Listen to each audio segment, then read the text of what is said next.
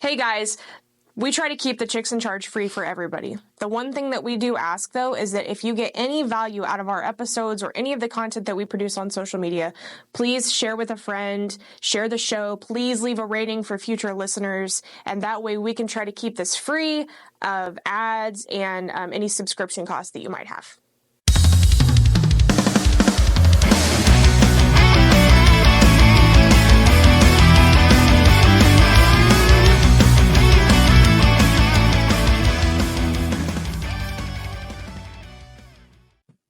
Hey, everybody. We are the Chicks, and we are back in charge this week with the newest episode, and we are so excited to bring to you Crissy the Car Fairy with Hubler Chevrolet. So without further ado, I'm Jess. I'm Shasta. And we are the Chicks in charge. And here is Crissy. Hello. Hi, Crissy. How are you today? Hey, I'm good, and you? I'm so glad you were able to join us this week. I'm super excited. Thank you so much. And I know that you're actually not even at work today. You're off today, and you're still entertaining us on the show. So I really I'm off today. I'm actually getting ready to gear up to go to Vegas tomorrow for a women's. For what? It's a women's retreat. Fun. That's exciting. Love that. That'll be fun. What all is that going to consist of for you? I'm hoping to just tap more into self. That's one of the topics that we're going to do. So it's a group of 15 women. We're all strangers. We're going to be in an Airbnb. And there's a full itinerary that's going to help us identify with self. And, just... That needs to be like a reality show almost. Yeah. Hey, maybe I can talk to her into doing it, but I'm excited. So that sounds awesome. Like fun. It's funny because we've been talking with you for like the past 20 minutes now, and then we realized, oh my gosh, we need to actually get into recording. We haven't even started recording this yet. we got into good conversation. Your story is absolutely impressive. So tell our audience, how long have you been in the car business? It'll be 8 years next month. Wow, that's crazy. There's not a lot of people that are sticking around, especially women, especially minority women. So you are doing an amazing job. You are nationwide. I remember the first time I saw your name was somebody asking in a Facebook group for some salespeople around the country that are killing it. And I think I saw you tag in there no less than 30 times. Yep. That's dope. That's what keeps me going. Yeah, when people tag my name, I'm like, oh my God. You know me? We still feel that way. Yeah, we do. We went to the Women in Automotive luncheon yesterday that we put on, and I think Shasta asked the question, who here knows the Chicks? And every hand in the room went up, and we were like, oh, it's more than I realized. Wow. Okay. Hello. Yeah, that's super dope. I didn't even realize that we had met, because I think when I came to, what was that, Digital Dealer? Mm-hmm. And you guys had and I was like, where did I get all this dope stuff from? And then I realized it was y'all. So my cute little bag and the cocktail party. Yep. Mm-hmm. I was sick, so I couldn't stick around. Yep. Yeah, I was super sick. But I was like, dang, I didn't even realize that it was you. So it's our small automotive big world. Right. Yeah. So you've been in the automotive industry for 8 years. That's impressive. Yeah. And have you been with the same store for the entire 8 years? No. Okay. I've been at Hubler since December after I had my baby. So December of 22. Okay. What would you say is your favorite part of working with Hubler? That's a good question. I work with family. Okay. One of my fake uncles is my sales manager. And he is somebody who I connected with earlier in my career back in 2017. I had worked at a Chevy store with him. And at the time, it was just so much going on in my life. So it was short-lived. But just the impression that he left with me as far as pushing me and want me to exceed in the automotive industry, it stuck with me. And then we stayed connected. And then he literally reached out to me and was like, hey, I want you to come work with me. I was like, I'm 6 months pregnant, so I'm not going to do that right now. I can see that. And he literally would text me every day, this is how much you're going to make, this is the pay plan, and we need you. I'm ready. I'm talking about literally I was getting messages every day. And I'm like, man, look, I didn't plan to leave my previous dealership. But my old general manager, he got promoted to be a regional manager in Illinois, and he left, and everybody that I was comfortable working with was gone. And the new GM that they brought in all of his people, and you know how that goes. So I was like, I'm probably just gonna go ahead and explore what's going on. And literally, like, I was pregnant and I stopped in, and then when I had the baby, I went in with the baby with me, and then I just kind of got like I have to get a feel for the environment. Right. Yes, and I literally went up there like 3 times. And I was like, okay, this ain't too bad. So That's you awesome. know, and it's like a more like family based environment. It's not super chaotic, like because I came from a larger dealership at a Hyundai and Genesis store, which is more in a prime area. So now this one is more like the store is like 50% subprime.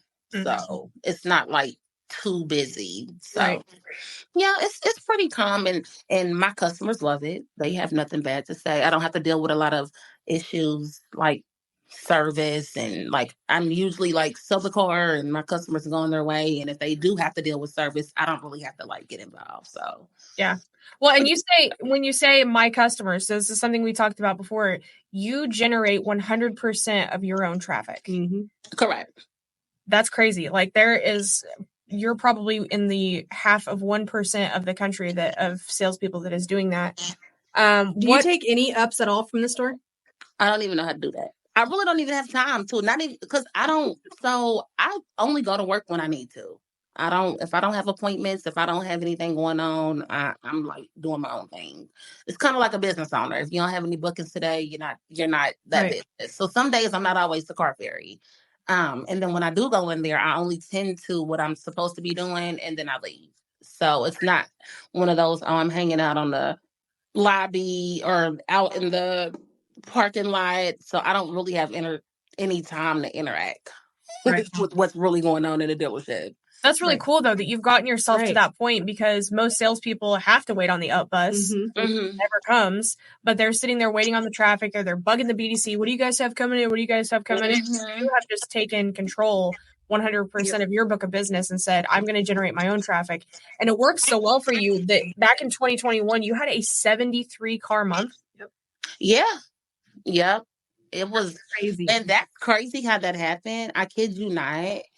I literally had just transitioned back to that dealership. So I had worked at a Ray Skillman, and January was like not so great of a month. I think I sold like 16 cars. My headspace was really like off, and I was like, you know what? Maybe it's not meant for me to do this anymore. We were getting through the pandemic. COVID was still around, and the world was different. And I was like, well, maybe I just want to do something else. And they, like, Napleton reached out to me because I had worked for them prior back in 2018, going into 2019. And they were like, you want to come work for us? We'll offer, they offered me, a compensation. And I was like, well, you know what? It wasn't that bad when I worked for you guys before. So I'm up for the challenge. I know that I can make good money because I made good money prior. And so I was like, hey, why not? What do I have to lose? If I don't like it, I'll just go back to, where I came from. So I respectfully told my GM, like, hey, I'm going to go to Napleton and see how that goes for me. And I kid you not, I started February the 6th of 2021, and I sold 47 cars that month. I went from 16 cars January, 47 cars February, 73 cars March. I think it was like 56 cars April. It's like, it was a good thing going. I was like, wow. Do you have to have your own assistant or anything, or you handle all of the conversations, all of the lead handling, booking, everything? I do everything. I literally, so back then I wasn't doing that. I was doing, of course I said my personal and my business phone are the same number. So there's no way to share that. So when they come in, I have a process that makes it so easy for me to make sure I'm touching all of my customers at the same time. And they're so patient because they know that I'm working hard. So I literally will tell most of my customers to come between 10 and 12.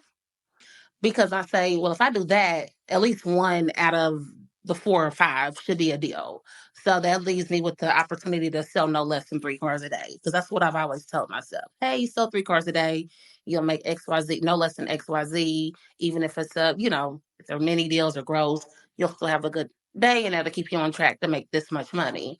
So, because that's always been my process, sometimes I'm doing 3 cars an hour, sometimes I'm doing 1 car an hour, and then I'm keeping it going. So That's absolutely wild. How much do you spend on advertising? no money. Back then, I created Crissy the Car Fairy, the actual business page that I have, back in 2020.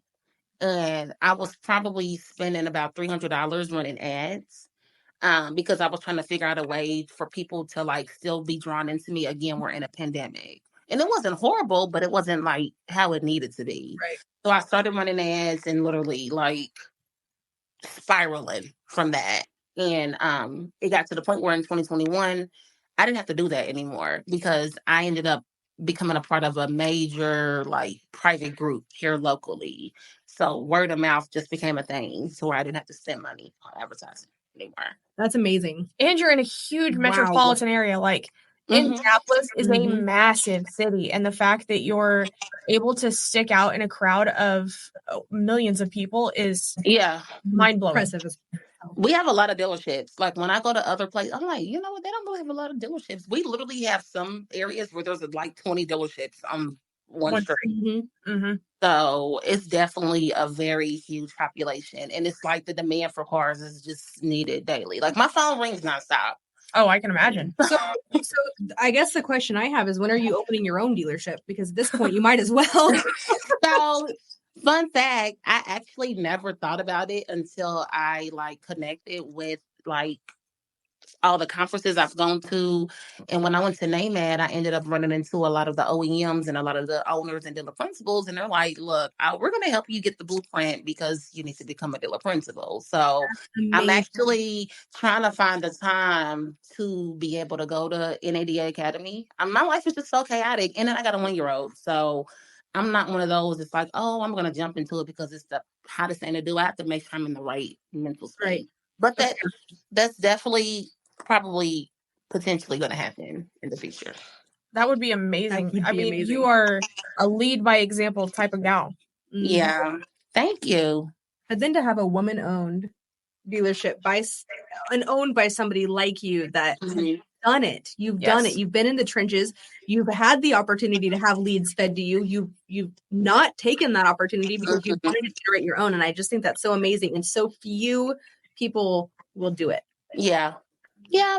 You built your own personal brand underneath your own experience at multiple different stores. And I think that's amazing. Yeah, it is. I mean, I'm super humble, so I'm not one of those like but no, it's just something that just, it helps me push through life, honestly. So, yeah. It's so awesome. And your little girl, is it Cherry?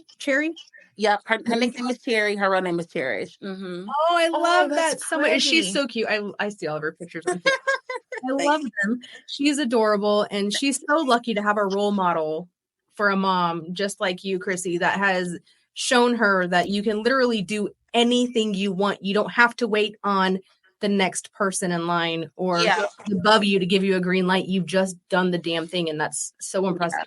That's all my kids, though. Like all my kids. I have 2 other kids that are my son. He's going to be 15 this year. My daughter will be 12. Oh, okay. And they've been on my hip selling cars for me. So that's awesome. I love that. My kids are hustlers too. So have you seen Melanie Borden's book called My Mommy Sells Cars? You should look it up on Amazon. Okay. It is. I bought it for my kids. It's such a good book. I'm definitely gonna click on the link when I get off here because I didn't even know about that. So that's dope. So you spoke at NADA as well. Yeah. How did that go? Tell us a little bit about that. That was dope. So my first speaking engagement officially was through Digital Dealer, and that one was nerve-wracking. But NADA, I don't know, it was just a natural thing. I mean, I guess because I was just honored to be there, and then I was just happy with just knowing what I've been through and the fact that I'm still doing this. So it was an amazing feeling just to be on there and be of an impact. And people were like really interested in just hearing about little old me. I'm not some, spoon-fed person that just an opportunity was presented and, somebody held my hand and walked me through the way. It was all muscle. And I went through a lot, in these years. I even almost lost my life when I had my daughter. I flatlined. And just to feel that feeling of slipping away and knowing that, hey, we all gonna go someday. And it was literally happening for me. So I was like, oh, okay. Now that I'm here and I'm still killing it. So, you know, that was a good feeling just to be able to be in that presence of everybody. And I'm walking around, everybody's like, oh my God, the car ferry. Like we were at the Fears. And I was literally walking, like, about to fall because it was kind of scary. But a group of guys were like, oh my God, there's the car ferry. And I was like, wow, that's dope. Oh, that's awesome. That is such a cool story. So what did you do prior to automotive? I worked in the mortgage industry, which is probably why I have such a passion for helping people. Because I was a HRD underwriter. I guess that was my position. But I pretty much went through the process of helping people qualify for mortgage assistance. And I was responsible for seeing whether or not they could get it or not. So because I had, again, I'm going through life with people and I'm being a problem solver and helping them figuring out. And sometimes it was one of those oh, well, you don't qualify for this, but we can look at the possibilities of doing a short seller deed in lieu. And again, just because of the way that I navigated through the process with people and built rapport, a lot of them were like, it's okay. You did the best that you could do. So, and that's kind of what I do with my customers now. I deal with a lot of customers who have challenged credit. Mm-hmm. And I'm like, this is not a no. This is just a learning experience and do this and then come back and we'll, try again. Yeah. That's awesome. So how do you feel that the mortgage industry sets you up for success within automotive? Like I said, just because of the role I was in, I wasn't just helping in customer service.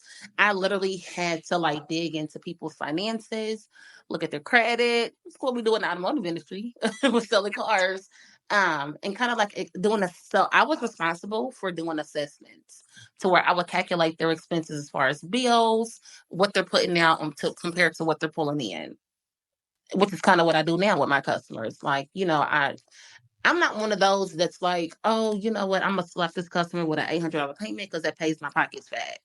And I literally fight hard to get my customers realistic payments that they desire, which is why I have such good repetitive customers and customers who stick with me for years.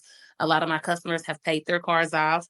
A lot of them, have increased credit and traded out and got better. So I was going to ask you, what does your customer loyalty look like for returning customers? It's phenomenal. I literally even a lot of the people locally, they're like, hey, we had such and such come in and they were looking for you. And we were just like, oh, she works at Huber now. Because they'll go, some of them, some people follow me on social media, but I have customers in all age genres. So whether they're older or younger, and not everybody's on social media. Mm-hmm. And some of them do go back to the dealership and they're like, they're going to ask them, oh, do you want to trade your car in? Well, is Crissy here? No, she doesn't work here. I'm going to, where she's at or, and I've been having the same number for 14 years. So some of them still have my number and they'll come hey, can I trade my car in? Because your old dealership said I could. I'm like, yeah, come on in. So it's really cool. I love that because so often we see customers that are brand loyal, but that salesperson leaves that store and goes to a new store, they won't follow them. And I think that's really cool that you've built that following. Yeah. I actually have a customer. She literally has been getting a brand new car from me since 2018. She went from a Kia to a Hyundai to a Chevy. Wow. That's love awesome. Wow. I don't know that I'd follow my salesperson. I love my brand and I love my salesperson, but nope. I've never had somebody that was like, oh, nope, I'm going to stick to Hyundai or I'm going to stick to Nissan. Because these are the brands that I sell. I started selling Nissan, then I went to GM, and then I went to Kia and Hyundai, Kia, and then now I'm back to GM.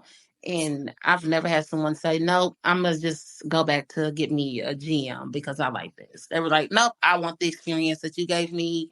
So I'm just going to come where you work. So if you ever jumped back out of the automotive industry, would you go back to mortgage or would you do something else? So leaving the automotive industry, I would more than likely go, into real estate, which is what Okay. actually what I'm doing. I'm in the process of getting my real estate license. Girl, is there anything you don't do? What? What? You're blowing my mind. Like, I think the two of us are busy all the time. You're just making me realize that I've got more time on my hands. Oh, like, my life is so chaotic. People are like, "Oh my God, are you pumped up on caffeine?" I'm like, "No, I can't even have caffeine.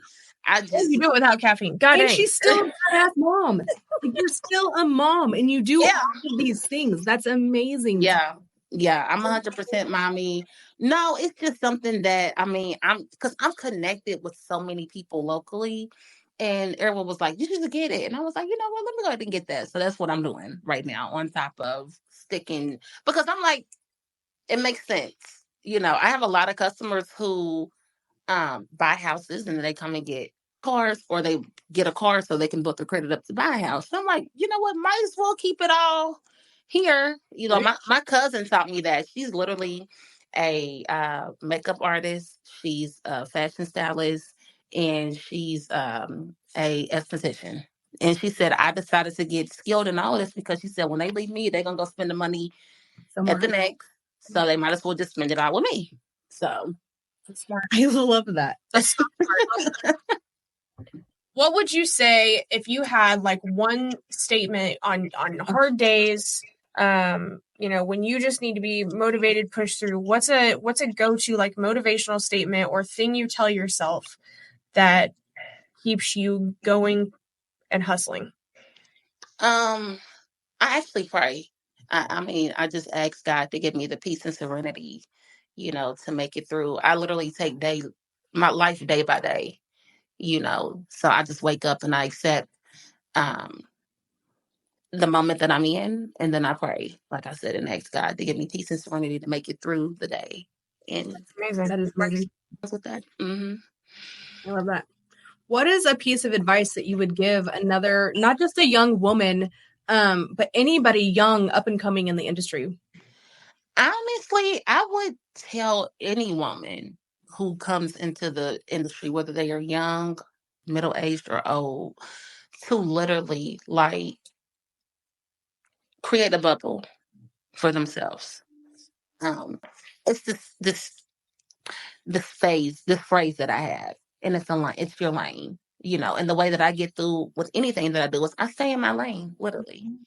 And sometimes you get lost when you gear off into places where you do not belong. That's how people wreck, right? So for women, it is so easy to lose yourself when you are working amongst men, because some of them are friendly and some of them are just too aggressive. And as women, we're emotional, and you can't have emotion in this. Mm-hmm. You got to stay focused, and you have to, create a why and literally stick to that. And then, you'll get through. So any woman that's coming into the automotive industry, I would literally just tell them to stay focused, stay in your lane, never be afraid to ask questions, don't be offended, and be highly intimidated, because that's what works for me. I love it. So I have a question, because you touched on how I think you called him your fake uncle, kind of got you into the store, but have you had any experiences or what challenges have you come across, I guess, being a woman in the car business? A million. Is there any one that stands out to you more than most? Honestly, the biggest challenge is, just coming in, guns blazing like I do. So, of course, when you come to a new phase, and with me, my uncle actually did a podcast and he talked about it. He was like, when Crissy walks in, she got like 5 chickpeas behind her. She's like Mother Goose. And she got 5 chickpeas walking in behind her. And we like, oh, it's go time for her. And they all sit down in the waiting area and they wait their turn, and literally her focus is them. She's working the process. She's doing what she's supposed to do. And then she walks right out that door and she goes home. Wow. So that's literally like my thing. But it's also like leaving room for people to be like, oh, well, who is she and where does she come from? Right. And, a lot of the guys they're highly intimidated, to the point where they've actually created packs to get me out of there. At a Wow. couple dealerships that I've worked at. Yeah. And I actually had I remember, because Saturdays, of course, they're always the busiest days. And I had a customer who was waiting for me. And one of the sales guys came to her and literally tried to manipulate her on why she shouldn't wait for me and she should go with him. And it was just so funny because I ended up selling her a car. But I was like, that's just something that comes. And I'm so glad that my customers are super loyal to me to where they're like, no. But they try it in our angles, whether they're trying to get them on the showroom floor or they'll call some of my leads and say, hey, well, I saw she didn't sell you a car, but if you come back in, I can guarantee get you this. And they're calling me like, well, Crissy, who was such and such? Because they said they can get me a deal. And I'm like, no, it's still the same. Yeah. Nothing's going to change unless your situation's change. So I've had to do a lot of explaining. And then, of course, management is not always the best to work with. Right. And that's just one of those, I stand my ground. I tell them, listen, I don't have a manager. I am my own manager. So seriously. Well, if you're selling a dealership if you're selling a dealership 73 cars a month, I don't see that they're going to argue with that. Right. Yeah. So my actual blood uncle, my daddy's brother, he sold cars for 26 years. He's been retired since probably 2006. And he literally set it up for me to actually work at a dealership that he was connected with. He knew the owner really well. And his only advice to me was to keep my skirt down and keep my foot on next. That's just what I do. Skirt down, foot on the gas. Yep. I almost think that's a good title for this episode. Yeah. I love that. Oh, that is great. You're so impressive. And I was telling you prior to us recording that as soon as you sent me your bio, I immediately sent it over to Shasta and our CEO. And I was like, you just have to check this girl out. You're not going to do anything with the info, but you just have to see how amazing she is and what she's accomplished because it's nearly unheard of. Yeah.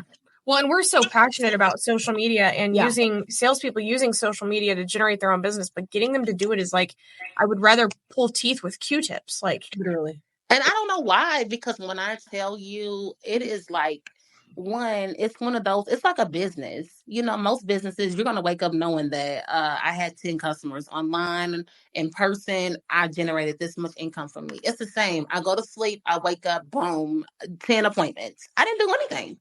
Yeah. I didn't have to because I'm already out there. Literally, because of what I used to do. And it's a process that continues to follow you, whether you gas on the pedal or you decide to take up, and let up a little bit. So I literally, now that I'm like, I'm not a trainer, but I'm at the Hubler Group, I did tell them that I would help grow the store. Mm-hmm. So now I'm just going with the fresh faces and I'm telling them, look, get on social media. Literally, just get on social media, become friends with everybody that you can become friends with. Put yourself out there, whether you're sending out mass inboxes or get everybody's contact information and send out mass to let them know I'm such and such and I work here. Send them the link to the inventory and, because, processes are different, especially now. When the pandemic came, what was everybody doing? They were buying cars online. Mm-hmm. And who were they buying cars from? The best people that were already out there on social media. They weren't just going to anybody. They were going with the person that they knew was going to do exactly what they needed to do it in a timely manner. Right. So that's literally what I just tell people. Like, the days of sitting on the lot with your thumb out and chasing every interest because people are just driving in, those days are over. Yeah. People are shopping. That's how I brought my car. I literally saw it online, called, I want this car, write it up for me, I'll be in. Yeah. Give me the numbers, and I'm just going to walk in straight to finance because I don't want to sit around and do nothing else. Out of curiosity, with your process and how organized you are with your customers, how many hours would you say you spend a week inside the dealership, like inside the four walls? It's so funny because my nickname is part-time. I know. I'm sitting here. Part-time outpacing all of the full-timers. Yeah, I'm sitting here listening to you, and I'm like, with how organized she is, like, she only has to be there like once a day. Literally, so I don't have a schedule. It says open for me.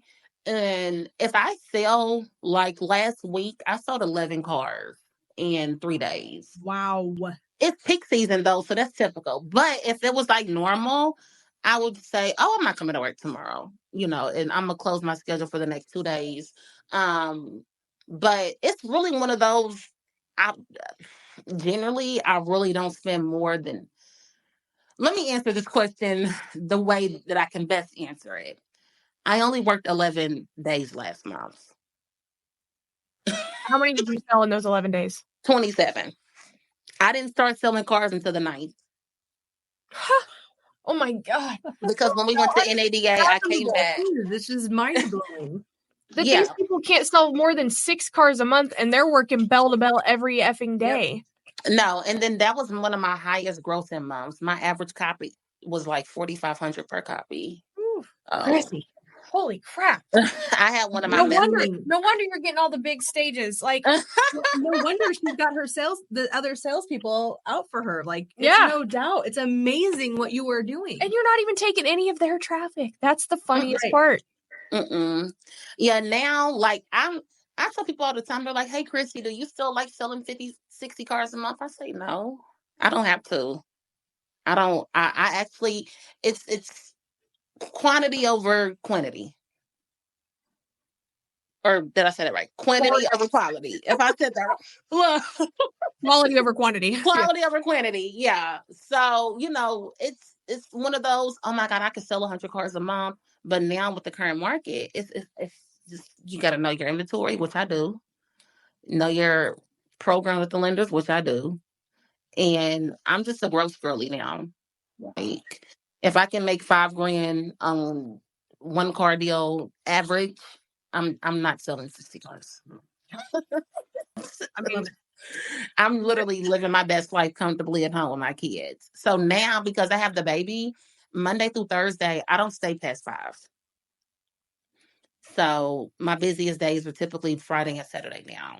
So, and then I'm always taking me 2 days off on the weekdays. So how much? I bet that's probably the part that pisses off the other salespeople the most is like that you can do all this and work half the time that they do, and they have to be there as often as they do. Yep. It used to. Now, a lot of them, they just respect it. Because that's the point. What's the point of just sitting around hating on it? So they respect it now. When I first got there, the first 6 months were just crucial. I'm like, I mean, I don't know what to tell you, but it's not. Yeah. Like, it's not going to change. Right. But yeah, that's definitely. I used to get stares all the time at every dealership that I worked at. Like, how come she can do this? Because I've never been on schedule at any dealership. None of the managers, because this has been my technique since I came in the business. Mm-hmm. And managers are like, why don't we bother her? We'll leave her alone because we know Crissy. They would text me and say, Crissy, we're slow today. Make a post. And boom. And I kid you not, in 2018, I didn't even plan to work. I was like, you know what? I'm just going to take me a rest day. And one of my fake uncles, because my real uncle, I've adapted a lot of fake in this business. And his name is B. Webb. And he texted me and was like, we're slow. Get on Facebook, make a status, this, that, and the other. And I kid you not, I sold 7 brand new cars that day. Oh my God. Crissy, my God. Mm-hmm. Holy crap. Wow. So the group you're with now, Hubler, so they're a part of an auto group. How many stores do they have within that group? 14. Do you get to sell from each of the stores, or are you only at the Chevy store? So I sell at all the stores. I'm stationed at the Chevy store, but I can sell cars at any of the stores, and all the managers love me. They know when I walk in. They're like, can I have this car? It's for Crissy. Yep, because we know she's gonna sell it. Yep. I bet that helps a lot with when you get, your loyal customer base who is maybe used to one model and then you went to the Chevy store, but you have access to all those stores still. Yeah. Yeah. So that is something. And a lot of the auto groups that I've worked at, they've given me the ability to cross sell. So when I worked in Napleton Hyundai, I worked for Hyundai, Kia, and Maserati, who's my Maserati. But but yeah, I was able to still take advantage of some customers wanted a Hyundai and some wanted a Kia. And I would just walk right on across the lot and go on over to the Kia store. And they love me. Hey, Crissy. And I would sell a brand new Kia. Now here, a lot of our major brands that are outside of Chevy. So we have our Nissan store across the street. And then we have Ford, Mazda, Acura. And then, so we have 6 Chevy stores. Wow. That, but we have a Honda and a GMC store, but it's like an hour and a half away. So ideally, I'm not going to go out there and sell for a new car. Don't have But, a Honda. right. But we have drivers who will go pick up pre-owned cars. Like, so if I have, like, let's say I get a customer approved on a store that's at one of our Honda stores, or I get a lot of our cars from Bedford, which is an hour and a half away. It's a 3-hour trip. So right now my process is doing pre-qualifications over the phone, which is why I don't have to go into the dealership a lot, because I do a lot of pre-qualifications. I do applications over the phone. So my customers are just coming straight into my office, signing the paperwork and going about their business. So You said something earlier, though, that you're able to do a lot of work with these customers to get them approved when other people won't spend the time with them. What kind of things are you helping them with when you're spending that time with them to help them? So, I mean, it's one of those, like, it's a process. So, like a lot of people don't want to do subprime because we got to get income cleared. Just because you're getting a green doesn't mean it's an actual green. So with one of my processes is because I don't like putting cars on the road that's going to come back. That's just never been my style. And because I was trained well. So with some of these customers, it can take quite a bit of time to collect all the stipulations that the bank is requiring. They have to call and do the VOEs, and sometimes they answer right away, and sometimes they don't. If they're on the work number, that's easier. But I literally had a customer where it was a 24-hour thing, and I was like, because of this type of bank, I can't put you on the car until tomorrow. So because of that process, now I'm literally 80% more prone to just doing everything over the phone. If a customer tells me my situation's tough, can I get pre-approved? More than likely, I'm like, we probably need to get pre-approved. And which leaves room for a lot of my customers who do come in person, who can buy a car. Now I can spend quality time shopping and doing some test drives versus spending a couple of hours with a customer trying to find the right vehicle that works with the one approval that I'm getting. So it's so smart. And it maximizes your time too. correct. So what women-based organizations are you currently a part of within automotive? I'm just a part of WOCAN. Okay. Yeah, I've been connected with them probably for like 2 years now. Some great women. Yeah. And they are. I met them when I first went to NADA in 2022. I met Amanda, Carrie, and Erica. Okay. And wow. then we've Power all team. I love Power them. team right there. Yeah, and they all support me. Like Erica, she nominated me for the 40 for 40. Me and Carrie are connected. She makes sure that I'm always touching hands of people I need to touch whenever I see her. And then same, Amanda's super cool. So That's amazing. Were you one of the winners of 40 Under 40? no, I was I know. Listen, I fumbled that opportunity because I had literally just found that I was pregnant. Oh, I was too sick. I could barely sell cars. It was like one of those, like, okay, focus on getting the income or try to do everything that everybody's pulling you. Because it's literally like, I had, such a successful 2021 year, which is what made me, gave me all the exposure. And then I literally found that I was pregnant in February of 2022. And it was not an easy pregnancy. So, yeah. So a lot of some opportunities, I was just like, you know what, this ain't for me right now. And it'll come back around if it needs to. But right now, I can't do this. Yeah. Understood. I mean, I know we talked about it a little bit before, but do you know, or does it ever hit you how big of an impact you're making on young women in this business? No. And you know what's crazy? Because so many of them reach out to me. I did a podcast in 2021, the Millionaire Salesman's podcast. And I was just talking, like I'm talking to y'all, and I didn't realize that like so many people were invested in my story. To where now, I kid you not, at least 10 people reach out to me from all over the world. Like, hey, girl, you inspire me. And I listen to your sessions. It helps me get through the day because of you. I went from 10 cars a month to 20. I'm like, oh my God. So, yeah, I guess I'm a mentor in a way. You should. Yeah, you definitely should. Well, I have a couple. They call me coach, and it's so funny because I used to coach. I used to have a dance team, so I'm used to being called Coach Crissy.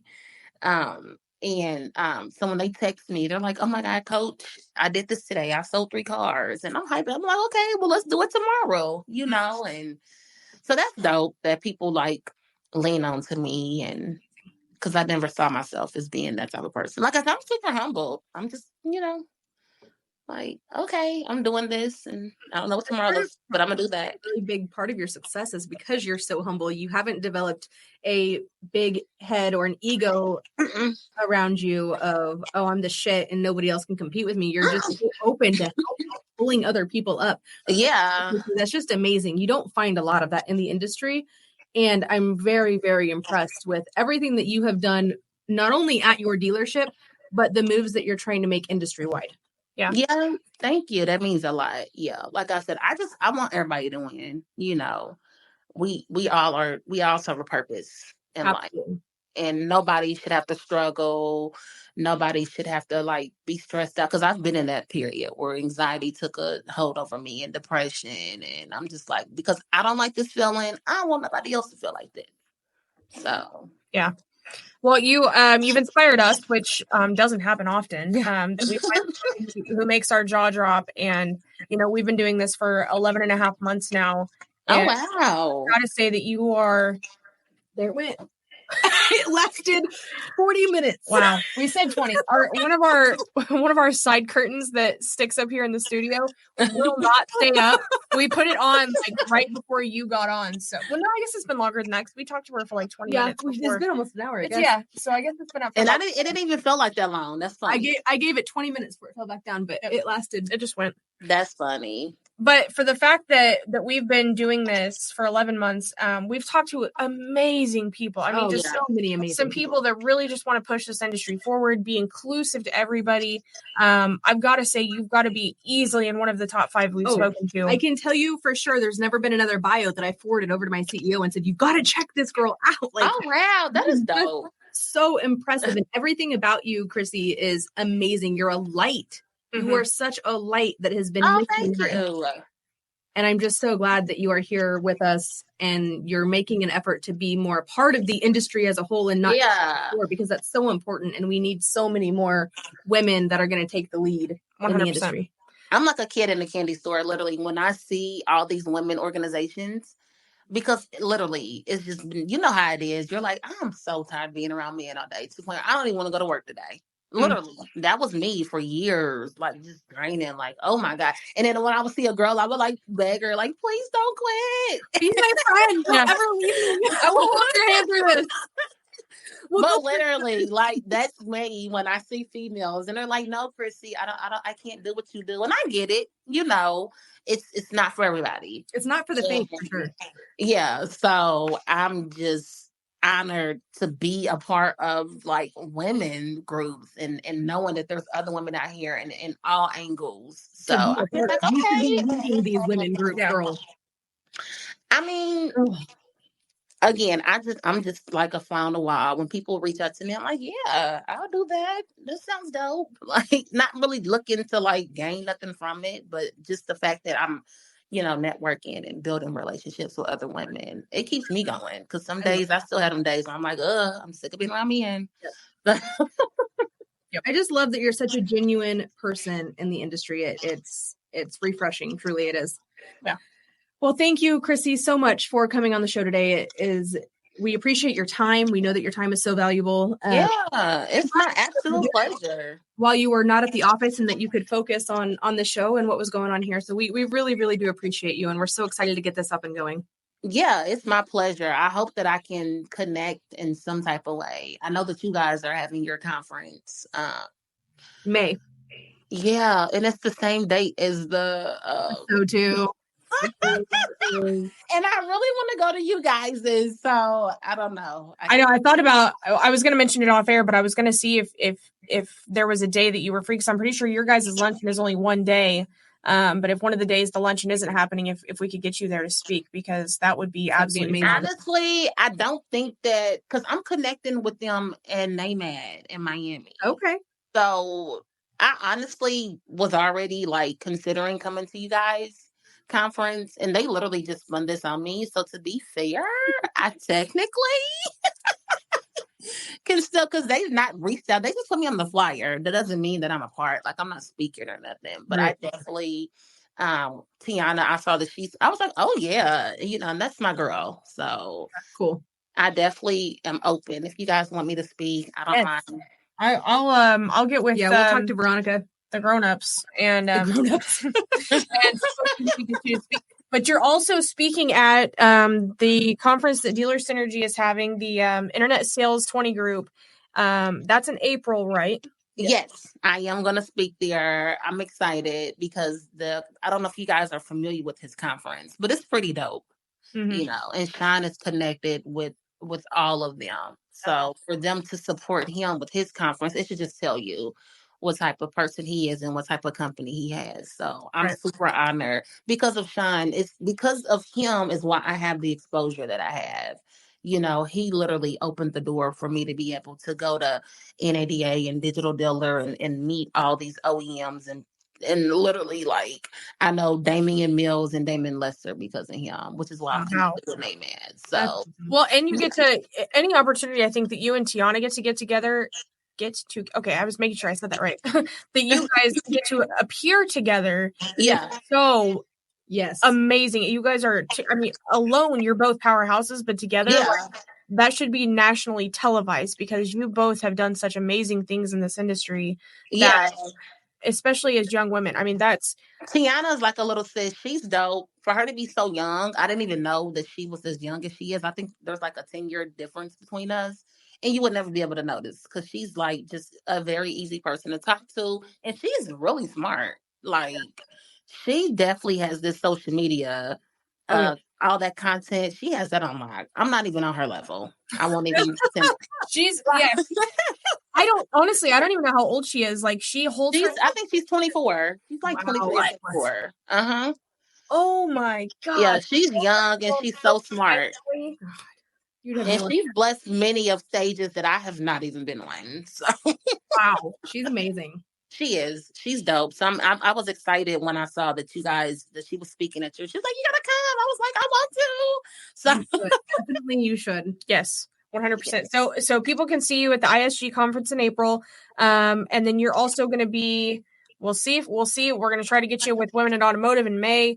You say you're doing Digital Dealer in the fall too? I don't know. I have no clue. I'm pretty sure I'll be there just because I was a speaker at the Tampa one, and then I did attend the October as a hosted dealer. Yeah. So I'm pretty sure they're gonna pull me in because Sean is connected with them. So I'm pretty sure I'll be at one of them. Cool. Other than at conferences, how can people connect with you?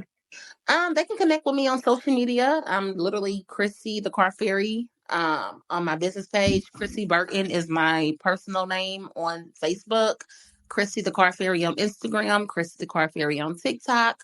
CrissyTheCarFairy.com is my personal website. And then my number is literally plastered everywhere. If you Google Crissy Burton, you'll see there's like 3 LinkedIns that I don't have access to, unfortunately. Oh no. People make me LinkedIn. I'm like, can I have the log in? Because I'm pretty sure my next opportunity might be in there. But I am on LinkedIn. I'm on YouTube. I mean, I'm everywhere. You're everywhere. Awesome. Omnipresent. I love it. All right. Well, without further ado, we'll go ahead and wrap up. In a world where you can be anything, be kind, because you never know what battles others are facing. So while out in the world this week, remember to light it up. I'm Jess. I'm Shasta. And that's Crissy. And we've been the Chicks in Charge. Thank you guys. Yay, you've made it this far. And if you want to help the chicks out and add some value, make sure you subscribe right now. Click that little red button down below. Do it. Do it now.